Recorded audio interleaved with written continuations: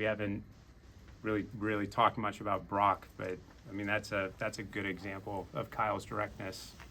Last year in preseason, I think week 1 of training camp, which you have a quarterback that we're paying, I think, $20 million to. You have a guy that you drafted with investing 3 first-round picks into, and he grabs me after practice. He's like, hey man, we got to talk. And that's generally not a good thing when your coach tells you got to talk. Like, all right, what's up? And he's like, I think our third-string quarterback's our best quarterback. I'm like, okay. I'm like, what does that mean? He's like, obviously, like, we've invested in Trey. Like, Trey's doing a good job. Like, we're going to do everything that we can. We're not going to change that. And we're not going to change the depth chart. But, like, I think Brock will end up being our quarterback at some point. And, like, he didn't force it, right? You had 2 injuries, and that's how Brock ended up playing. But he's always honest. Even if it's not, like, one thing that owners don't love to hear when they've invested money and or draft picks or both into people, that the last pick in the draft is the guy that we think is the best. That's generally not great news, but he's honest, and he let it play out the right way. Brock, ironically, I think his first game was against the Chiefs, and he had some mop-up time, and Brock, I think he threw 1 ball into the stands, and I may or may not have had some sarcastic comments for Kyle post-game.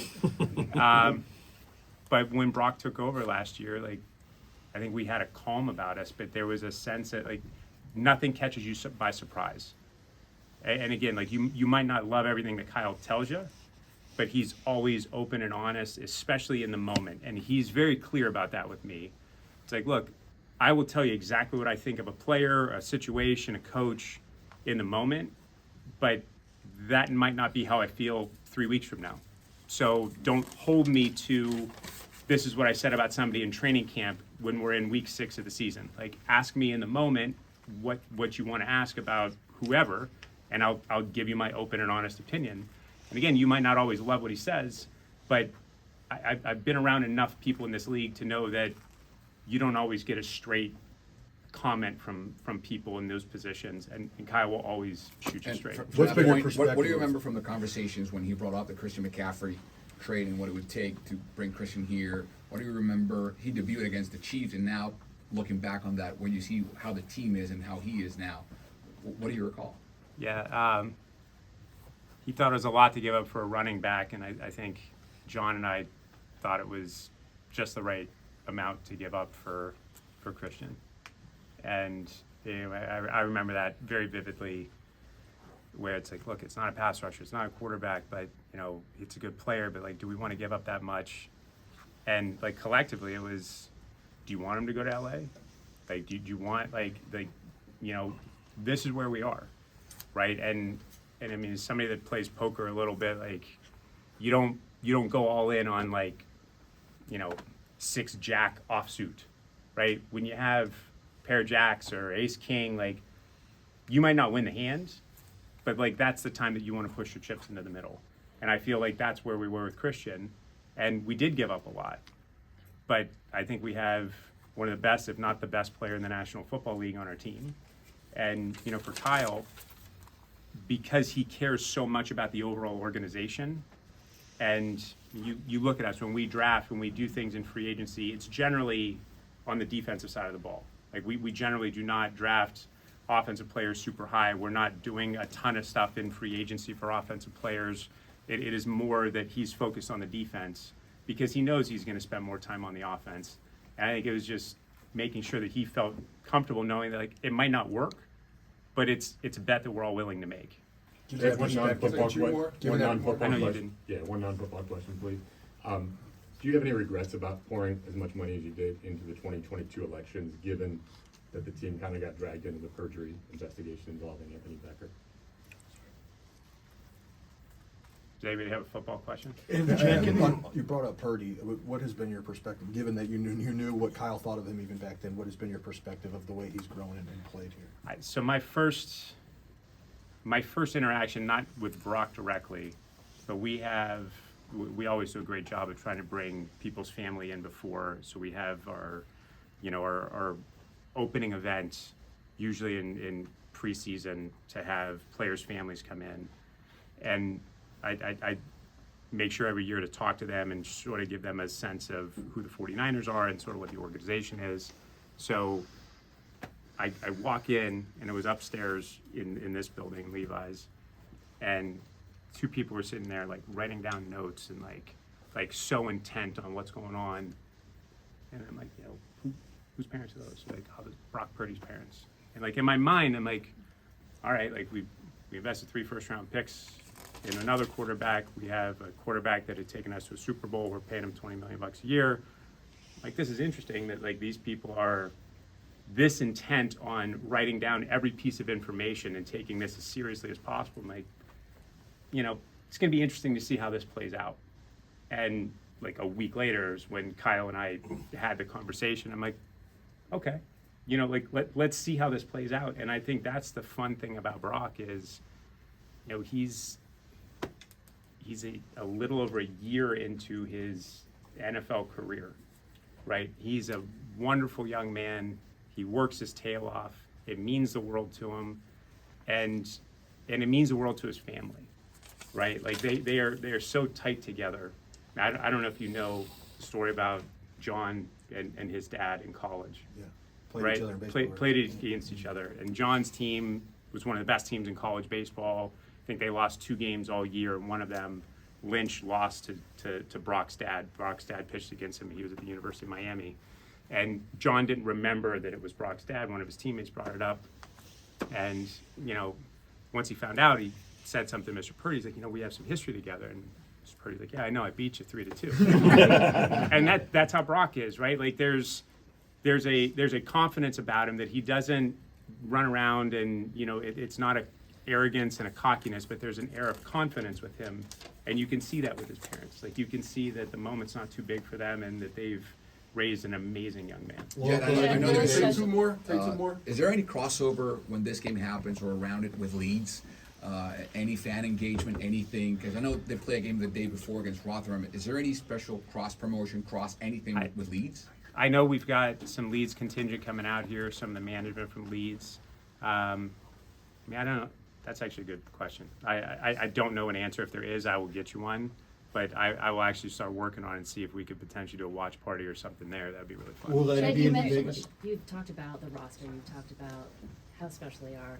You've been around this team a long time. How special is this roster and this group and this moment for you? Look, they're all special, right? Like, it is very, very hard to get here. And, hats off to the Chiefs for everything that they've done getting here again, right? Like, this is not easy to get here. And if you don't appreciate the moment, like, shame on you. But you have to focus on what needs to be done. And we're going to do everything that we can to play our best football game. And again, like, you have to enjoy it along the way. And I think that's really what I got from Mike's first question of halftime. Even if we lost to Detroit, we still had a heck of a season, right? And you have to be proud of the guys for that. Like you can't take any of these moments lightly. You have to make sure that you enjoy it. And we're going to do our best to enjoy it, and hopefully we enjoy it after the game as much as we did before. Jed, Jed, will you they be in Vegas? mentioned One more. how some of the players have matured since the last Super Bowl. How has Kyle matured and grown as a coach since the last Super Bowl? Matured? No, I mean, I think we've all come closer together, and I think we all know, again, like, not that Kyle didn't know how difficult this league was, but when you're in a place where you could have won a Super Bowl a few years ago, right? We could have won, certainly in LA we could have won. And I feel like if Brock didn't get hurt, you saw what happened when we went to Philadelphia earlier this year. We felt like we matched up well against Philadelphia. So when you feel like you can win games and you don't, it sucks. It just sucks. Like, I don't know what else to say. And I think we've collectively tried to figure out how to make the most of where we are. And that's why, you sign a guy like, you trade for a guy like Chase Young in the middle of the season, right? I watch some teams that aren't really in the mix make those types of trades. I'm like, I don't know why you would trade a 3rd-round pick for an expiring contract 9 games into a season. It doesn't make sense to me unless you're trying to win a Super Bowl. And like, we are in a position to go try to win a Super Bowl, and I think that's where we are, where we're going to put our chips on the table and bet on this team. Well, welcome everybody. I don't know that I have many opening statements, just fired up, excited for the team, proud of the team, ready to get this thing done. How'd you do at halftime Sunday? I was good. My son was like on the verge of tears, and you know, he just started playing flag football and like really getting into it. So he brings his football with him everywhere, and you guys might see him throwing on the field before the game. He's sitting there and he's ready to cry. And I'm like, Bud, like, our friends are here, our family's here. Like, we're in the NFC Championship game. Like, there are worse things in the world. Like, we're healthy, we're happy. Like, I keep telling you got to do well when there's pressure. Like, let's throw the ball now. So he's winging it with me in the suite.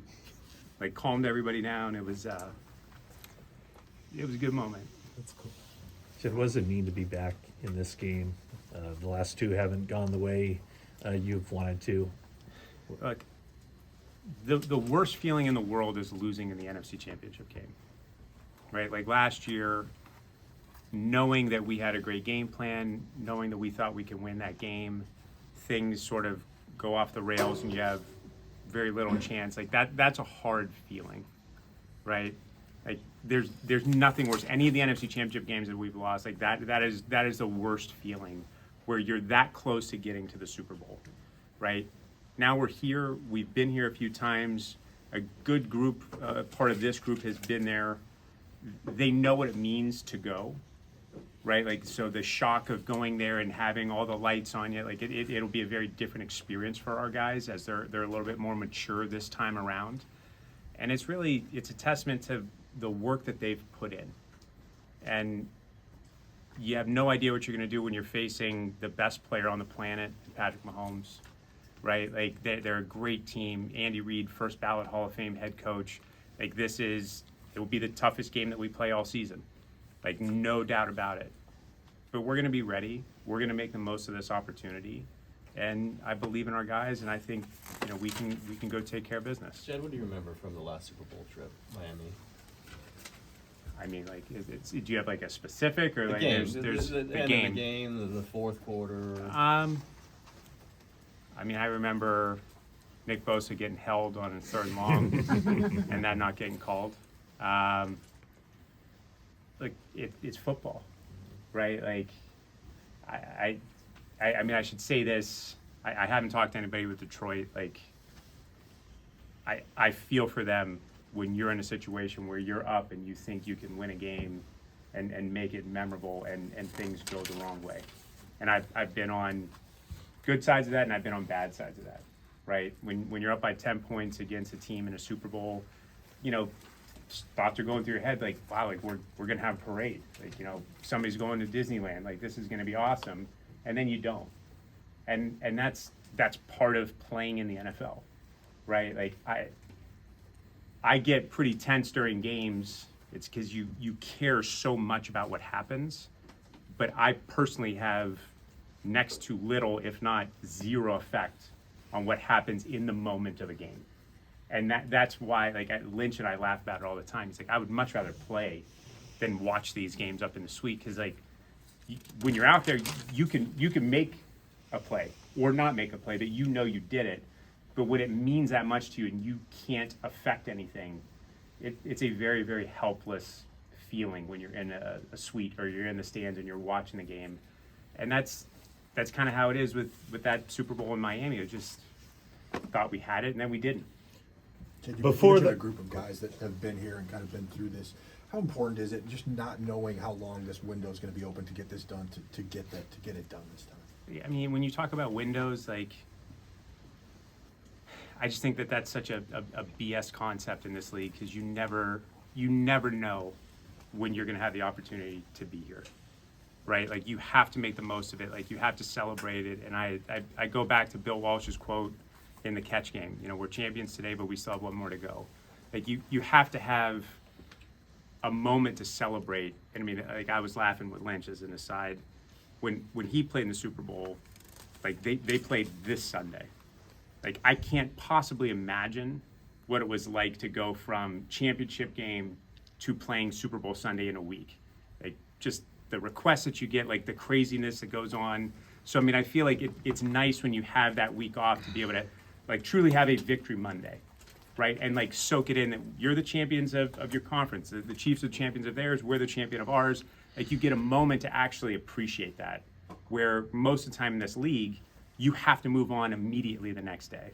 And I do think that that's a great piece of this to take it in. And that's very, very few people have the opportunity to go play in this game, let alone win it. And you have to be able to take it in the moment. Before the 2019 season, you had two rough years. Kyle's first two, record-wise. You'd fired 3 coaches in a row every year before that. One we mutually parted ways. One you mutually parted with. How did you kind of process that, and did you have to fight against the frustration and impatience to be like, we're building something? I mean, that's this league, right? Like you don't know when it's going to happen, and I don't know that anybody outside of our building thought it was going to happen in 2019. But I mean, I remember when, Nick Bosa was sitting there too. It's like, all right, like we've got a chance. If Nick can be what we thought he was, like we have a chance to have a defense that could be a Super Bowl caliber defense. And I think what we were able to do on offense, we have a chance. You just don't know when these things are going to happen. Like you can have a great team on paper and it just doesn't come to fruition. You can have a team like we did last year where it looked like we might not make the playoffs, and then you go on a great run, and it's like, well, you make the most of it. Well, 2 years ago, sorry. Yeah. I get my NFC Championship games mixed up. But like you just don't know when it's going to happen, and I don't know that I had an inclination that we were going to have 2 rough years with Kyle, but you knew that we had a lot to build on. I mean, I think I've told you all that like when I interviewed Kyle, within like the first 5 minutes, and almost always, and I've done more than my fair share of interviews, it's always, well, if I was your coach last year, we would have won this, and this player would have been better, and this, and this, and Kyle was pretty clear. He's like, this is one of the worst rosters I've ever seen in the And I'm like, all right, great, like we're getting somewhere. Like you're being honest, right? And I might not like it, but like you're being honest. And we knew that working together, we'd have a chance to get here. And knowing that we see the way you build an organization in a very similar way, right? Like you have a sense of this is what you want it to look like. This is how you take care of people in the organization. This is what winning looks like and feels like. It makes it a lot easier to build it together. You stayed in the background for the most part. You stayed in the background in recent years. Not a lot of public statements, and you just let your football people kind of be the front.